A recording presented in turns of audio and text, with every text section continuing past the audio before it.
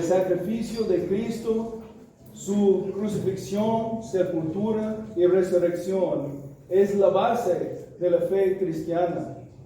Entre el calendario cristiano no hay fecha más importante que el domingo de la resurrección.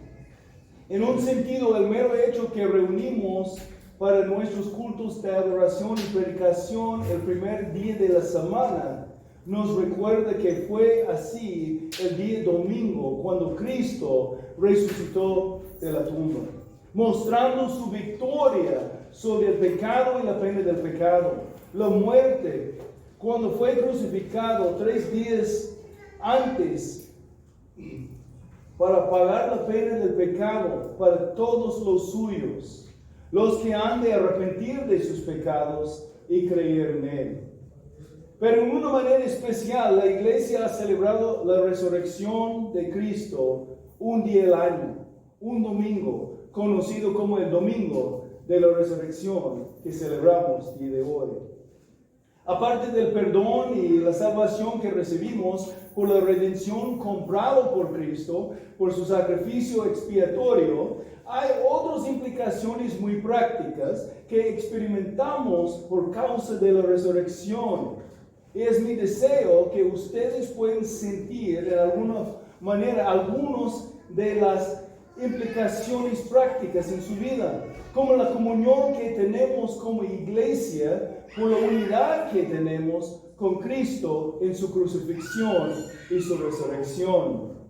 Pablo se enfatiza la realidad de nuestra unión con Cristo en tal manera en Romanos capítulo 6 y los versículos 4 y 5. Por tanto, hemos sido sepultados con Él por medio del bautismo para muerte, a fin de que como Cristo resucitó de entre los muertos por la gloria del Padre, así también nosotros andemos en novedad de vida. Porque si hemos sido unidos a Cristo en la semejanza de su muerte, ciertamente lo seremos también en la semejanza de su resurrección. Sin importar cualquier prueba que estamos enfrentando, tenemos causa para gozarnos y para confiar en el Señor Jesucristo. Él es nuestra esperanza. Y tenemos una esperanza viva, porque tenemos un Señor vivo. Cristo Jesús, Señor nuestro, resucitado. A lo mejor algunos de ustedes pueden ser un poco desanimados por causa de cosas que están pasando en sus vidas.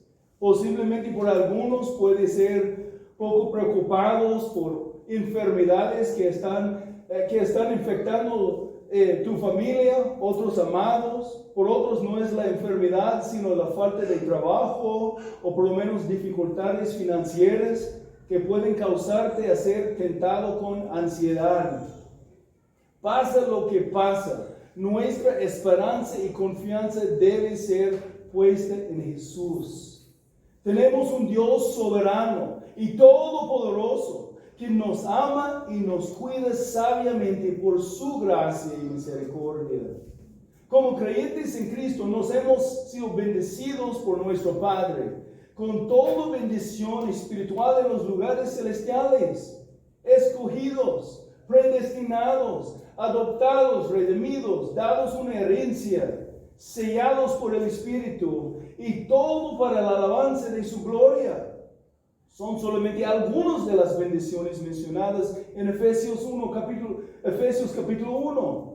Y allí Pablo ora para la iluminación de los ojos espirituales de la iglesia, para que sepan, como dice Efesios 1, 18 al 20, para que sepan cuál es la esperanza de su llamamiento, cuáles son las riquezas de la gloria de su herencia en los santos, y cuál es la extraordinaria grandeza de su poder para con nosotros los que creemos, conforme a la eficacia de su fuerza, de la fuerza de su poder. Ese poder obró en Cristo cuando lo resucitó de entre los muertos y lo sentó a su diestra en los lugares celestiales.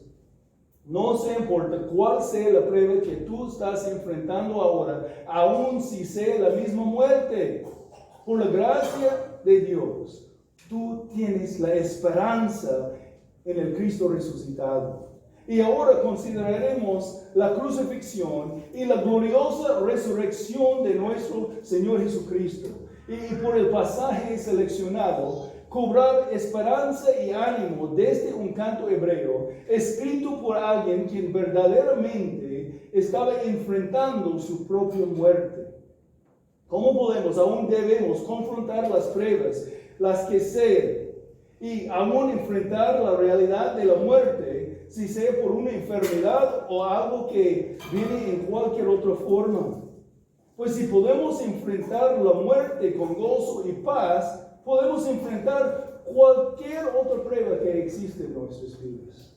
Para apoyarnos, vamos a ver un canto escrito bajo el Espíritu Santo por alguien quien verdaderamente enfrentó la muerte y aún así confió en Dios. Vamos al Antiguo Testamento, al libro de los Salmos, y vamos a considerar un canto del rey David, el Salmo 16.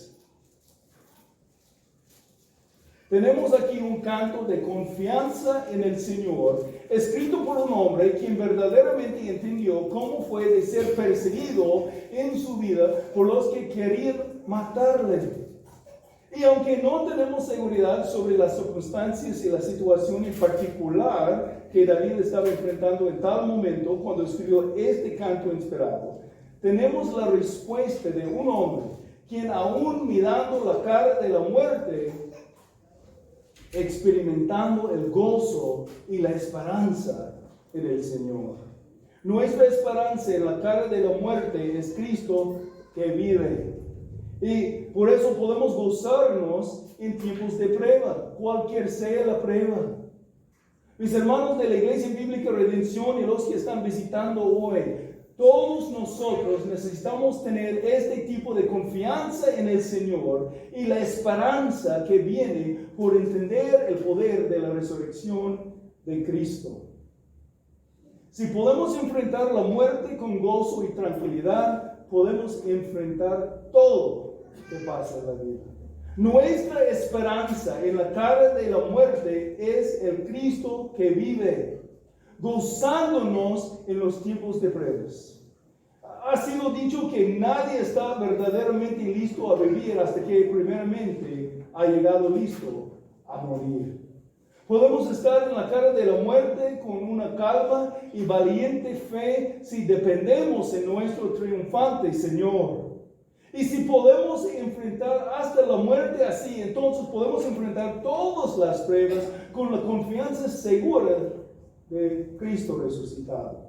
Aquí en el Salmo 16 vamos a considerar 3 características notadas en las vidas que gozan en los tiempos de prueba. Este salmo aún tiene relación donde estábamos en nuestra serie en Santiago capítulo 1. En realidad son más que 3, pero con el fin de presentar la enseñanza con un bosquejo más sencillo, he intentado de considerar las características bajo 3 áreas principales hallados aquí en el pasaje. Y ahorita estoy recordando que tenía las notas ya listas para enviarles por WhatsApp y no envié. Después vamos a enviar. Mientras pasamos por el Salmo y consideramos las categorías de características, quiero exhortarles a anotarlas para que puedan evaluar sus propias vidas y analizar cómo cada uno de ustedes están enfrentando sus propias pruebas. Salmo 16. Protégeme, oh Dios, pues en ti me refugio. Yo dije al Señor, tú eres mi Señor, ningún bien tengo fuera de ti. En cuanto a los santos que están en la tierra, ellos son los nobles, en quienes está todo mi delicia. Se multiplicarán las aflicciones de aquellos que han corrido tras otro Dios. No derramaré sus libaciones de sangre, ni sus nombres pronunciarán mis labios. La primera característica o categoría de características notadas en las vidas de que gozan en los tiempos de pruebas son las convicciones expresadas por los compromisos a Dios. Las convicciones expresadas por los compromisos a Dios. Podemos ver en los primeros 4 versículos. Podemos ver las convicciones expresadas por los compromisos a Dios, empezando aquí en versículo 1 con la dependencia en el Señor. La dependencia en el Señor. Protéjame, oh Dios, pues en ti me refugio. La dependencia en el Señor. Aquí notamos la confianza en la súplica por el refugio. Protéjame, guárdame, oh Dios. La petición del salmista David aquí es: preserva mi vida. ¿A dónde corres tú para refugio? En las tormentas de la vida. Los que gozan en los tiempos de pruebas claman a Dios. Hay una dependencia en el Señor, como hemos notado, la confianza en la súplica por el refugio. Enseguida consideramos la declaración sobre el Señor. Yo dije al Señor: tú eres mi Señor, ningún bien tengo fuera de ti. Y en la declaración sobre el Señor notamos la confesión del señoreo con reconocimiento. Reconocimiento de dónde viene toda bondad. Yo dije al Señor: Yahweh, el Dios que cumple su pacto. Tú eres mi Señor, no te es personal. Adonai, Señor Adonai, mi soberano, mi jefe, mi maestro. Notamos la sumisión absoluta. Ningún bien tengo fuera de ti. Literalmente, mi bien no está más allá que ti. Afirma lo que hemos estudiado en Santiago 1. Santiago 1:17 dice: todo buena dádiva y todo don perfecto viene de lo alto, descendiente del Padre de las luces, con el cual no hay cambio ni sombra de variación. Todo lo bueno viene de Dios, y más, no hay nada bueno aparte de Dios. Esto es la declaración sobre el Señor, la confesión del señoreo con el reconocimiento de dónde viene toda bondad. Después notamos la delicia en los santos. En cuanto a los santos que están en la tierra, ellos son los nobles en quienes está todo mi delicia. Versículo 3. Los santos, los seres santos o los íntegros, como está en la Reina Valera. Algunos han pensado en la posibilidad que son los seres santos, que los seres santos se refiere a los ángeles. Pero esos santos son los que están en la tierra. Son los que han sido santificados, recibiendo la justicia imputada y practicando la justicia en el proceso de la santificación progresiva. Los que gozan en los tiempos de las pruebas tienen su satisfacción, su delicia en Dios y en el pueblo de Dios. El pueblo de Dios es una de las bondades que viene de Él. Para nosotros entendemos que el amor por Cristo contiene el amor por nuestros hermanos en Cristo. Eso es el testimonio de la iglesia, y por eso Pablo dio gracias en Colosenses 1:4 por los santos, pues hemos oído de su fe en Cristo Jesús y del amor que tienen por los santos.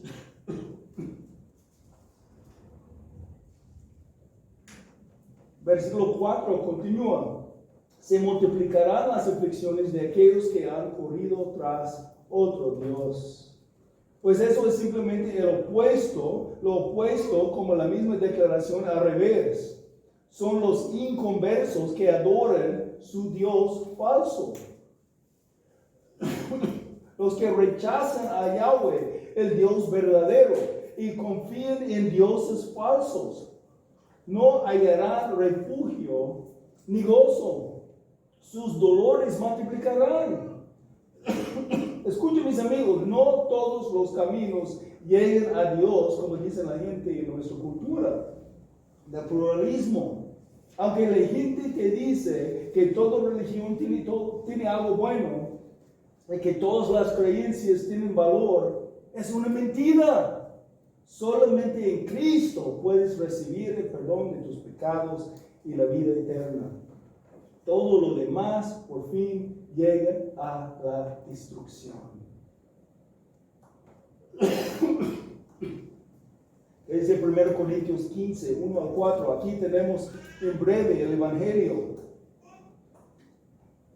Ahora les hago saber, hermanos, el Evangelio que les prediqué, el cual también ustedes recibieron, en el cual también están firmes, por el cual también son salvos, si retienen la palabra que les prediqué, a no ser que hayan creído en vano. Porque yo les entregué, en primer lugar, lo mismo que recibí, que Cristo murió por nuestros pecados, conforme a las Escrituras, que fue sepultado y que resucitó al tercer día, conforme a las Escrituras. Algunos de ustedes han escuchado el Evangelio predicado, pero hasta ahorita todavía están rechazando a Cristo. La pregunta para ti es, ¿qué vas a hacer con Cristo? ¿Crees en Cristo? ¿Crees en su crucifixión y resurrección? ¿Quieres experimentar el poder de la resurrección? ¿Quieres experimentar el amor de Cristo en tu vida? ¿Vas a arrepentir de tu pecado y confiar en el Cristo crucificado y resucitado? ¿O vas a seguir en el camino a la destrucción de tu alma? La Biblia nos enseña que todos han pecado y la paga del pecado es la muerte. Dios es santo y justo, entonces Él tiene que castigar el pecador rebelde. Creer en Cristo incluye volverse de un estilo de vida pecaminosa y volverse a Cristo con un corazón sumiso. Creer es entrar en la salvación de la ira de Dios. Jesús fue levantado en la cruz para redimir a aquellos que creerán en Él. Y fue resucitado para mostrar que Él cumplió su misión. Su pago fue aceptado por el Padre. El Padre envió a su Hijo a rescatar a los perdidos. Si rechazas la oferta de la salvación que te está extendido por Jesús, estás rechazando a Dios mismo. Y estás viajando por el camino ancho que se dirige a la destrucción. Debes seguir el camino nuevo, el camino que se dirige hacia la vida. Para hacerlo debes salir del camino ancho que acomoda su religión muerta. Y tienes que entrar por fe al camino angosto preparado por el Padre, dejando el camino recorrido por muchos y elegir el camino recorrido por pocos. Este es un tiempo en que el Espíritu de Dios puede obrar en tu alma, convenciéndote de tu pecado, para considerar tu necesidad de arrepentimiento y concediéndote la fe que viene por escuchar la palabra de Cristo. Si Dios te ha convencido de que estás en el camino equivocado, que vas en la dirección equivocada, busca al Señor mientras Él se ha encontrado. Invoca a Él mientras Él está cerca. Te imploro a que entregues tu vida a Jesús. Él es el Hijo de Dios, enviado por el Padre a este mundo para salvar a los pecadores. Arrepiéntete y entrega tu corazón a Él. Cree en Él y serás salvo. ¿Cómo responderás a Cristo? ¿Qué vas a hacer con el Cristo resucitado? Entonces hemos visto la delicia en los santos que existe en el corazón de los que gozan en los tiempos de pruebas. La complacencia en los santos con el rechazo de los rebeldes. En el resto del versículo 4 podemos ver la dedicación a la santidad. La dedicación a la santidad: no derramaré yo sus libaciones de sangre, ni sus nombres pronunciarán mis labios. Eso es donde viene la palabra compromiso y mi descripción de la primera categoría de características de los que gozan en los tiempos de prueba. Las convicciones expresadas por los compromisos a Dios. Hay una dedicación a la santidad. El compromiso a la separación con la reafirmación de su lealtad a Dios. Separado de los que practican la adoración a otros dioses y reafirmando su lealtad a Yahweh, su Señor. Se encuentra la bondad solamente en el Dios verdadero. Recuerden, el canto fue escrito por alguien enfrentando la muerte, pero aún así viviendo con gozo inexplicable. Nuestra esperanza en la cara de la muerte es el Cristo que vive, gozando en tiempos de prueba. La segunda categoría de características notadas en las vidas que gozan en tiempos de las pruebas está allá en el versículo 5 al 7. El contentamiento experimentado por las promesas de Dios. El Señor es la porción de mi herencia, de mi copa, tú sustentas mi suerte. Las cuerdas me cayeron en lugares agradables. En verdad es hermosa la herencia que me ha tocado. Bendiciré al Señor que me aconseja. En verdad en las noches mi corazón me instruye. El contentamiento experimentado por las promesas de Dios. Y como el salmista expresa contentamente hablando su corazón contento, hablando directamente a Dios de manera muy personal, con la frase del versículo 5, tú sustentas mi fuerte. Tengo las descripciones de las promesas notadas de manera personal, como declaraciones directamente a Dios. En versículo 5 notamos el contentamiento experimentado por las promesas de Dios, expresado a Dios como tu provisión otorgada para mis cuidados. Tu provisión otorgada para mis cuidados. Versículo 5. El Señor es la porción de mi herencia y de mi copa. Sobrefluye su contentamiento con Dios y sus promesas. Dios satisface sus anhelos y sus necesidades. El Señor es la porción de mi herencia, aún más que cualquier herencia física o material. Nosotros, como los hijos del Señor, hijos de Dios, tenemos una herencia espiritual.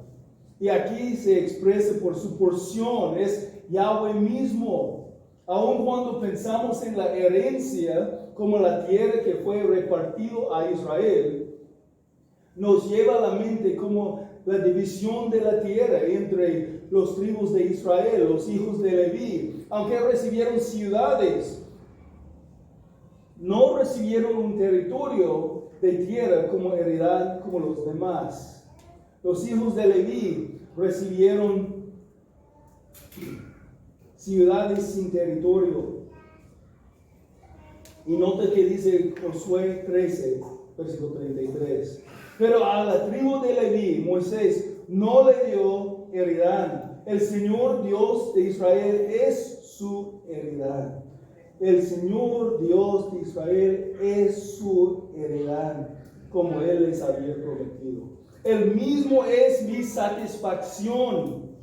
Después dice, y de mi copa.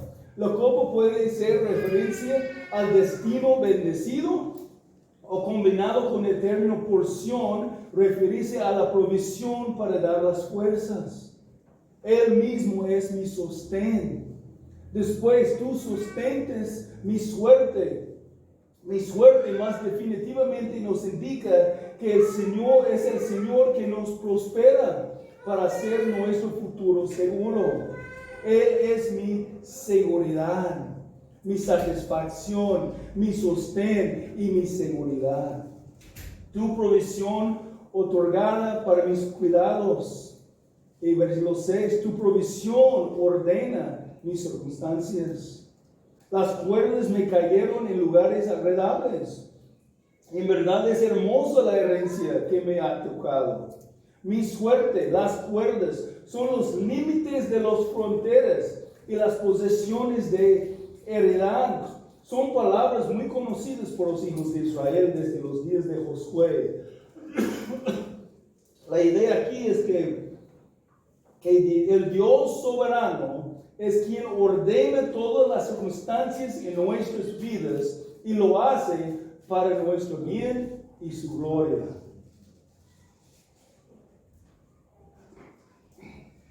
Tu providencia ordena mis circunstancias, versículo 6.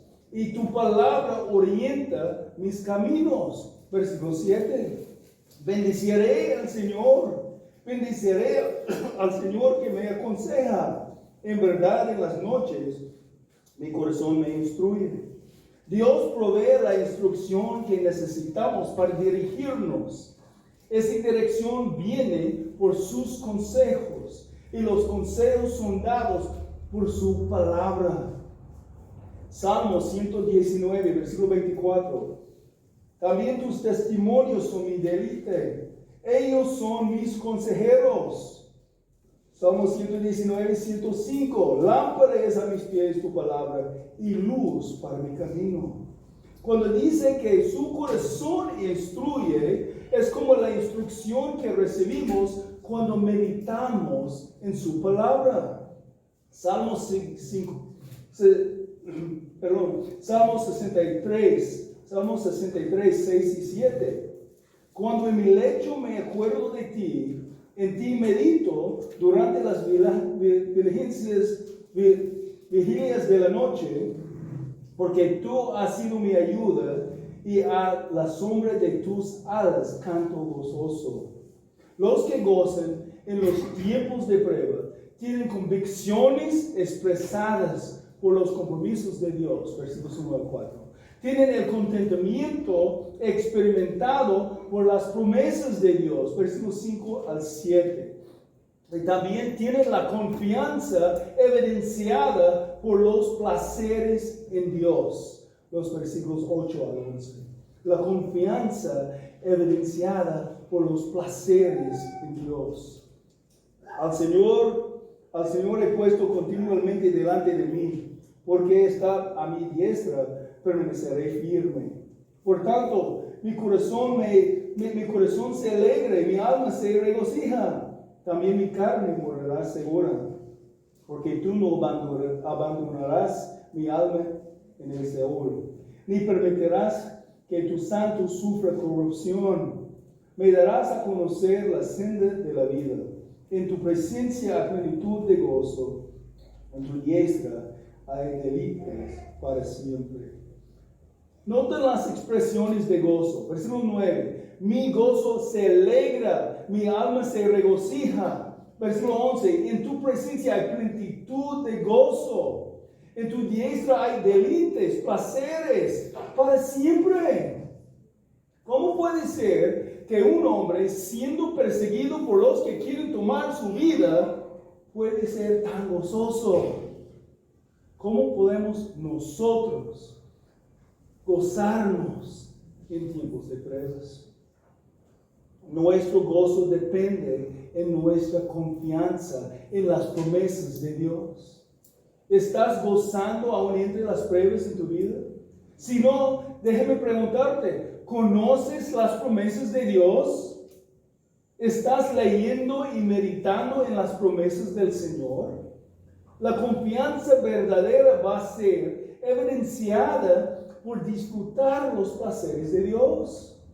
Disfrutar los placeres en Dios. Aquí en los versículos 8 al 11 del Salmo 16, notamos la confianza evidenciada por los placeres en Dios. O podemos decirlo de otra manera. El gozo experimentado en los tiempos de prueba muestra la fe. Muestra la fe. La confianza puesta en las promesas de Dios resulta en el regocijo en la presencia del Señor. Tenemos solamente dos cosas que vamos a notar aquí. Primeramente, vamos a dar nuestra atención a la confianza regocijada. El reposo en las promesas, la confianza, y el gozo por las promesas, el resultado de la confianza. La confianza regocijada. Al Señor he puesto continuamente delante de mí, porque está a mi diestra. Permaneceré firme. Al Señor he puesto continuamente delante de mí. Podemos ver en otros pasajes, aún en el Nuevo Testamento, este tipo de pensamiento. Colosenses 3:2. Pongan la mira en las cosas de arriba y no en las cosas de la tierra. Mateo 6:33. Pero busquen primero su reino y su justicia, y todas estas cosas les serán añadidas. 1 Tesalonicenses 5:16 y 18. Estén siempre gozosos, oren sin cesar, den gracias en todo, porque esto es la voluntad de Dios para ustedes en Cristo Jesús. Otra vez en Salmo 16, versículo 8. Al Señor he puesto continuamente delante de mí, porque está a mi diestra, permaneceré firme. O sea, no seré conmovido. ¿Tienes estabilidad entre los tiempos de prueba en tu vida? ¿O estás conmovido de aquí por allá, bajo la presión de tu experiencia? Al Señor he puesto continuamente delante de mí, porque está a mi diestra, permaneceré firme. ¿Dónde está tu mirada? ¿En las cosas de arriba o por abajo? ¿Estás mirando a Él que es firme? ¿O estás enfocando en todas las cosas que se cambian en tu vida? Aquí en el versículo 8 tenemos la declaración, y entonces en los versículos 9 al 11 nos explica cómo podemos permanecer tan firmes, cómo podemos ser tan estables, resultando en el gozo aún entre los tiempos de prueba. ¿Está tu confianza evidenciada por tus placeres en Dios? ¿Sí o no? Por tanto, mi corazón se alegra y mi alma se regocija. También mi carne morará segura. Eso es el regocijo de todo tu ser, corazón, alma y aún el cuerpo físico. Porque tú no abandonarás mi alma en el Seol, o sea, el lugar de los muertos. Aún con un pie sobre la fosa de la tumba, podemos gozarnos. Si el Señor nos salva de la muerte, o aún si el Señor nos salva por medio de la muerte, estaremos con el Señor. Nosotros sabemos que como creyentes, de estar ausente del cuerpo es de estar presente con el Señor. Ni permitirás que tu santo sufra corrupción. En relación a David, puede ser una expresión de confianza que va a escapar la muerte, por lo menos en su situación presente. Pero su esperanza última está puesta en la seguridad de la resurrección. Regresaremos a versículo 10 para excavarlo más profundo, pero primeramente quiero brincar y leer el versículo 11. Versículo 11, me darás a conocer la senda de la vida. En tu presencia hay plenitud de gozo. En tu diestra hay deleites para siempre. La confianza evidenciada por los placeres en Dios. Tenemos reposo en las promesas, una confianza segura. En Él hay estabilidad inconmovible. En Él aún nuestra carne morará segura. Él no nos abandonará en el lugar de los muertos. Él nos muestra la senda de la vida. Y tenemos gozo en las promesas. Eso es el resultado de la confianza. Nuestros corazones se alegran, nuestras almas se regocijan. En su presencia hay plenitud de gozo. Y en tu diestra hay placeres eternos. Eso es la confianza regocijada. Pero antes que terminamos, necesitamos ver algo más. No solamente la confianza regocijada podemos ver aquí, pero también el Cristo resucitado. El Cristo resucitado aquí está mostrado en nuestro texto. Gozándonos en tiempos de prueba, requiere que entendamos que nuestra esperanza en la cara de la muerte es el Cristo que vive. Y porque Él vive, estamos celebrando el domingo de la resurrección. Pero ¿dónde se encuentra eso? Ahí en nuestro texto de Salmo 16. Al Señor he puesto continuamente delante de mí, porque está a mi diestra, permaneceré firme. Por tanto mi corazón se alegra y mi alma se regocija. También mi carne morará segura, porque tú no abandonarás mi alma en el Seol, ni permitirás que tu santo sufra corrupción. Precisamente en el versículo 10 nos lleva al enfoque de la resurrección de nuestro Señor Jesucristo. El versículo está citado entre los resúmenes de las predicaciones, ambos de Pedro y de Pablo, en el libro de los Hechos en el Nuevo Testamento. Entonces, quiero llevarnos a los dos pasajes para ver cómo la enseñanza aquí está usada para los apóstoles entre dos sermones. Y después quiero regresar aquí para mostrar la manera en que podemos ver lo mismo aquí en el Salmo sin destruir nuestra confianza en la claridad de la enseñanza bíblica. Por último, veremos un pasaje más para exhortarnos y animarnos con la verdad bíblica sobre la resurrección de Jesucristo. Eso es donde vamos a ir. ¿Listos? Vamos primeramente al libro de los Hechos, capítulo 2. Hechos, capítulo 2. Aquí tenemos un resumen del sermón de Pedro en el día de Pentecostés, ahí en Jerusalén. Encontramos el sermón en versículo 22 de capítulo 2 de Hechos.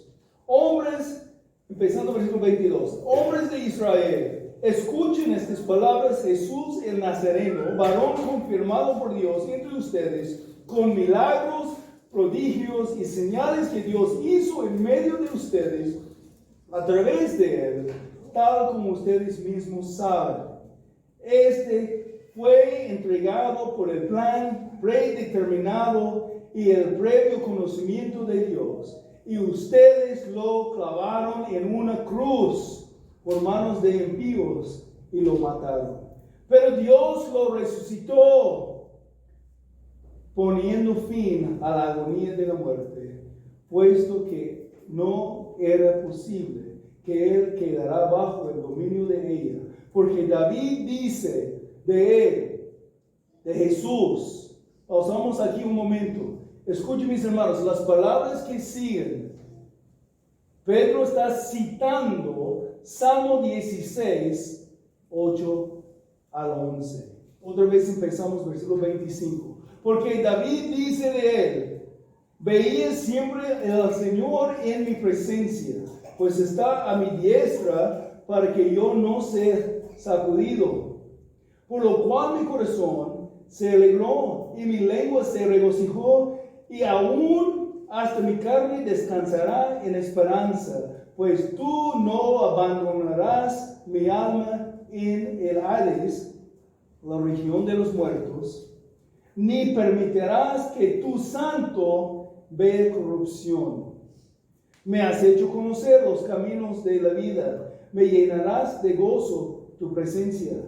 Ahora mira cómo Pedro sigue usando su argumento. Hermanos, versículo 29, hermanos, del patriarca David, les puedo decir con franqueza, que murió y fue sepultado, y su sepulcro está entre nosotros hasta el día de hoy. Es decir, que David ya murió. Su cuerpo vio la corrupción. Su cuerpo decayó ahí en la tumba, poco distancia de donde estamos día de hoy. Ustedes ya conocen el lugar, la tumba del cuerpo de David, ahí está todavía. Versículo 30. Pero siendo profeta y sabiendo que Dios le había jurado sentar a uno de sus descendientes en su trono, miró hacia el futuro y habló de la resurrección de Cristo, el mismo Mesías que fue conocido en el Antiguo Testamento, que ni fue abandonado en el Hades, ni su carne sufrió corrupción. A este Jesús resucitó Dios, de lo cual todos nosotros somos testigos. El cuerpo del rey David ya sufrió corrupción. Ahí está en la tumba. Pero cuando él escribió el canto, el Salmo 16, versículo 10, él fue profetizando sobre otro rey, el rey Jesús, el segundo David, quien fue prometido a venir en la línea de David como su descendiente real, quien va a tomar su trono. Vamos al libro de Hechos, capítulo 13, y entrar a un resumen del sermón de Pablo. Después de dar un poco de historia de Israel, hasta que Saúl fue quitado como rey, entramos en versículo 22. Hechos 13 y 22. Cuando lo quitó, les levantó por rey a David, del cual Dios también testificó y dijo: he hallado a David, hijo de Isaí, un hombre conforme a mi corazón, que hará todo mi voluntad. De la descendencia de este, conforme a la promesa, Dios ha dado a Israel un Salvador, Jesús. Pablo sigue hablando de la manera en que Jesucristo fue profetizado, anunciado, crucificado y resucitado. Entramos otra vez en versículo 34. Y en cuanto a que lo resucitó de entre los muertos, para nunca más volver a la corrupción, Dios ha hablado de esta manera: les daré las misericordias santas y fieles prometidas a David, citando Isaías 55, versículo 3. Y de allí llegamos a la cita de Salmo 16, 10. Por tanto, dice también otro salmo: no permitirás que tu santo vea corrupción. Ahí está. Y sigo con la explicación. Porque David, después de haber servido el propósito de Dios en su propia generación, durmió, o sea, murió y fue sepultado con sus padres y vio corrupción. Pero aquel a quien Dios resucitó no vio corrupción. Versículo 37. Por tanto, hermanos, sepan que por medio de él les es anunciado el perdón de los pecados. Y es precisamente por eso que notamos la enseñanza en versículos 8 al 11 de Salmo 16 bajo las descripciones: la confianza evidenciada por los placeres en Dios, la confianza regocijada y el Cristo resucitado. Como dice Hechos 2, 30 y 31, David, siendo profeta y sabiendo que Dios le había jurado sentar a uno de sus descendientes en su trono, miró hacia el futuro y habló de la resurrección de Cristo. Gozándonos en tiempos de prueba, requiere que entendamos que nuestra esperanza aún en la cara de la muerte es el Cristo que vive. Jesucristo resucitado. Nuestra esperanza este domingo de la resurrección y para siempre. Entonces ahora, si estamos pensando bien, una pregunta a lo mejor va a entrar a nuestra mente. ¿Cómo vieron los apóstoles tal pasaje en referencia a Jesús? Pues obviamente, como los judíos, ellos conocieron mucho mejor el Antiguo Testamento que muchos de nosotros. Vieron cosas a lo mejor más rápidos que algunos de nosotros. Pero debemos tener cuidado que no inventamos una nueva forma de la interpretación bíblica, que inventa nuevos significados en una manera como en las palabras de un pastor que permite a las personas practicar la mágica de sacar conejos mesiánicos desde textos no mesiánicos. En otras palabras, no podemos leer el Antiguo Testamento en una manera diferente que fue la intención de su autor. No tenemos otra hermenéutica apostólica diferente que la hermenéutica que usamos por toda la Biblia. Creamos en la perspicuidad, o sea, la claridad de las Escrituras. No podemos decir que los pobrecitos con el Antiguo Testamento no tenían ninguna idea cómo interpretar la Biblia porque no tenían el Nuevo Testamento todavía. Fue dado a ellos como revelación para entender y ver el Cristo revelado. Y aunque no estamos diciendo con eso que no es necesario estudiar profundamente, a veces para entender algunas porciones de la Biblia, indica que con confianza podemos acercar la Biblia para entender su mensaje. Que su mensaje no está escondido, sino revelado para ser comprendido y aplicado a nuestras vidas. Entonces regresaremos ahora para ver otra vez Salmo 16. El problema con el Salmo 16:10 y su uso por los apóstoles para algunas personas es que piensan que el paralelismo de la poesía aquí es como algunos salmos, es una simple declaración de nuevo en la forma sinónima. Podemos ver algo así, por ejemplo, en el Salmo 6, versículo 1. Dice, Señor, no me reprendes en tu ira, ni me castigues en tu furor. Aquí, ni me castigues en tu furor, simplemente repita casi lo mismo en forma sinónima. No me reprendes en tu ira.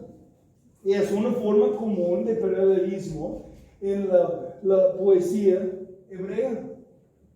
Entonces, si el Salmo 16:10 fue usando la misma forma de paralelismo sinónima, ni permitirás que tu santo sufra corrupción, va a estar repitiendo en la forma sinónima casi lo mismo sobre David cuando declaró, porque tú no abandonarás mi alma en el Seol. Si fuera así, es difícil ver cómo la segunda línea puede referirse a Jesús y no a David mismo. Pero aquí en el Salmo 16 estamos viendo otro tipo de paralelismo, más suplemental que sinónimo. Es decir, que la segunda declaración no solamente repite la primera, sino añade algo más. Es como decir, si eso es verdad, entonces otra cosa también es verdad. La segunda parte, la segunda línea dice más que la primera. Rápidamente podemos ver esto, ya fue usado en el mismo Salmo. Versículo 4.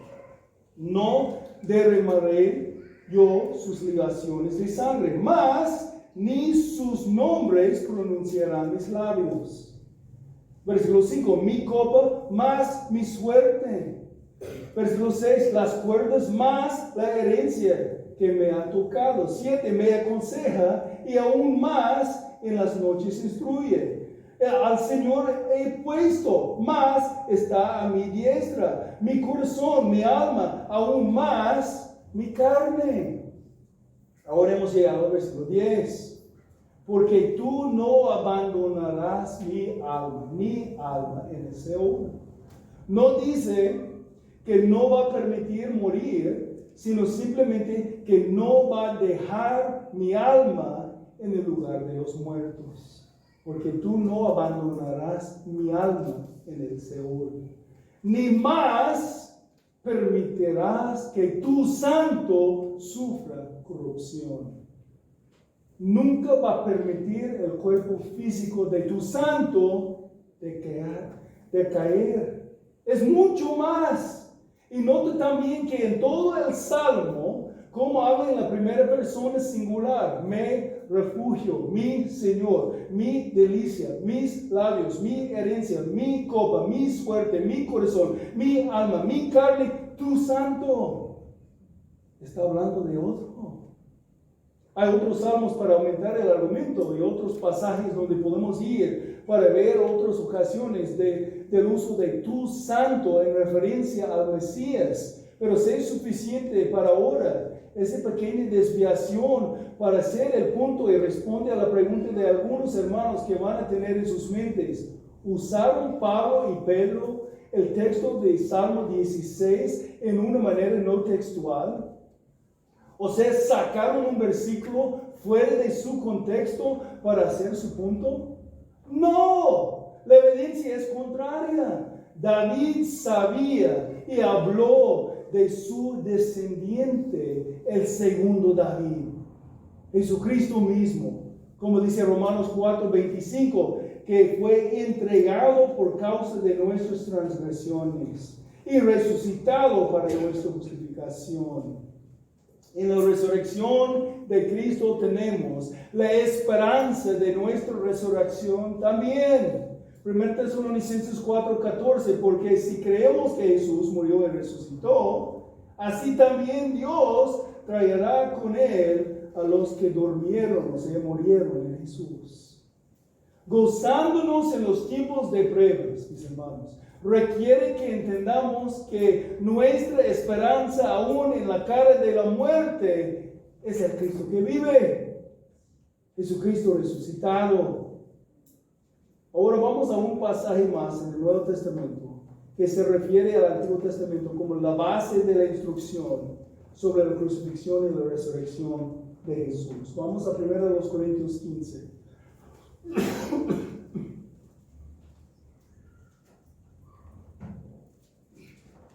Ahora les hago saber, hermanos, el evangelio que les prediqué, el cual también ustedes recibieron, en el cual también están firmes, por el cual también son salvos si retienen la palabra que les prediqué, y no ser que hayan creído en vano. Porque yo les entregué en primer lugar lo mismo que recibí, que Cristo murió por nuestros pecados conforme a las Escrituras, que fue sepultado y resucitado al tercer día conforme a las Escrituras. Eso es el Evangelio, la esperanza de Cristo. Jesucristo, Dios mismo, el Mesías profetizado en el Antiguo Testamento, tomó la carne humana y vivió entre sus creaciones para cumplir con toda justicia y dar su vida en rescate por muchos.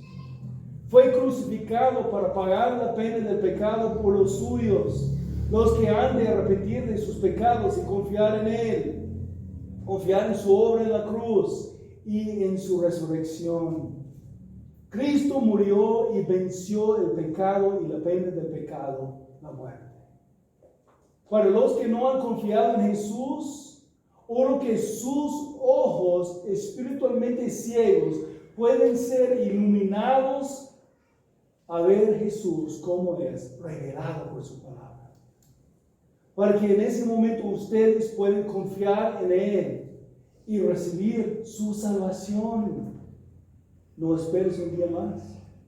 No sigas en tu rebelión, rechazando el quien murió para pagar la pena de los pecados por los que creerán en Él. Confía en Él con todo tu corazón.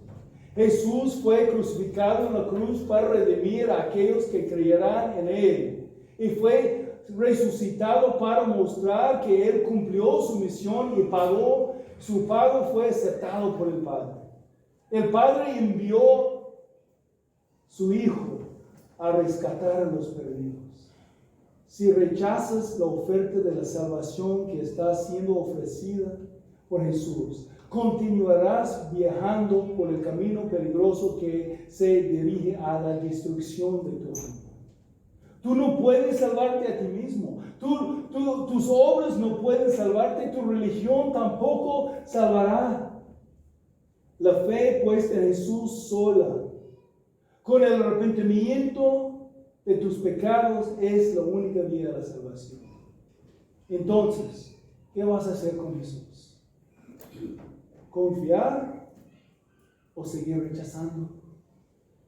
Si Dios te ha convencido de que vas en la dirección equivocada en tu vida, busca al Señor mientras Él sea cercano. donde Él puede ser encontrado. Invoca al Señor mientras Él está cerca. Da tu vida a Jesús, Dios mismo, quien fue enviado por el Padre a este mundo para salvar a los pecadores. Arrepiéntete y entrega tu vida a Él. ¿Qué vas a hacer con las buenas nuevas de Cristo? ¿Crees en Él?